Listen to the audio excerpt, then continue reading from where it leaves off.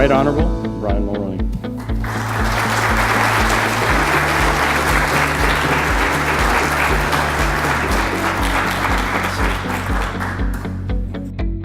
The fundamental goal of government is to make a better world, a world that is safe from war and safe for democracy, a world that is free from depredation and free from degradation. Once in office, those who wish to stand up and stand out and leave something enduring behind must build new institutions, not new images. They must look to the next generation and not merely the next election. They must talk in terms of fundamental values and not merely costs. They must appeal to our hopes as well as our needs. That is leadership. My government saw these negotiations as a major building block for our future prosperity. We wanted an agreement that would provide conditions for trade that were significantly better for Canada in the American market than the status quo. Most of all, we wanted to restrain the forces of protectionism in the U.S.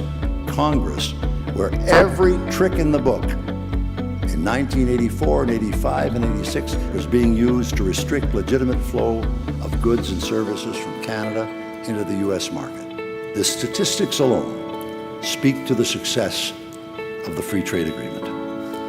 In the 2 hours or so that we will have been together today, more than $200 million in goods and services will be exchanged between Canada and the United States. That's more than $1 million every minute of every hour of every day. Over $2 billion in total, each and every day of every week, of every month, of every year, creating millions of new jobs and record prosperity on both sides of the border.